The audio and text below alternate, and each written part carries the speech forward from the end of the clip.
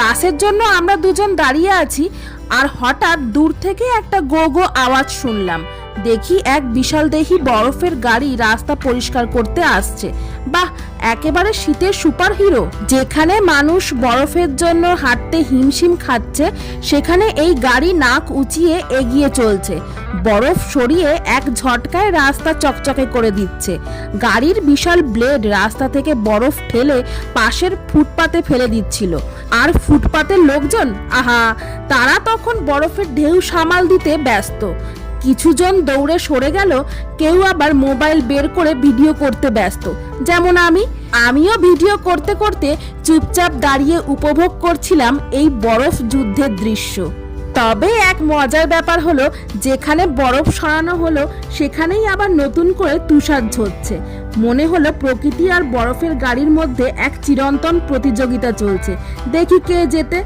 এই গাড়ি এমনভাবে বরফ সরাচ্ছিল, মনে হচ্ছিল যেন রাস্তার ওপর সাদা কেকের আইসিং ছিল আর কেউ সেটা ছুরি দিয়ে কেটে ফেলছে।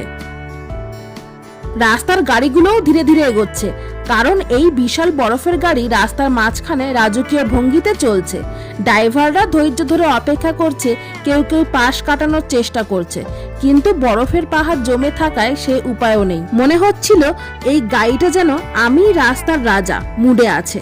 বরফ সরাতে সময় লাগলেও সবাই জানে এই গাড়ি না থাকলে রাস্তার সব গাড়িগুলো বরফের নিচে হারিয়ে যেত। তাই ধৈর্য ধরেই দেখতে থাকলাম বরফের সঙ্গে এই দৈনিক যুদ্ধ।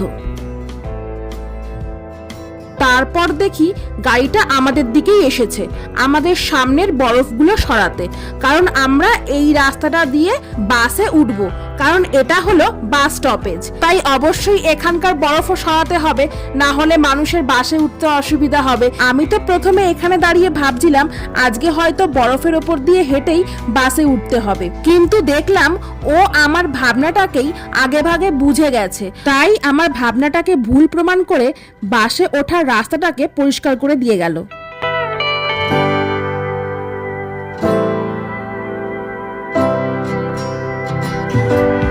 আর ওইদিকে আমাদের বাসও চলে এসছে।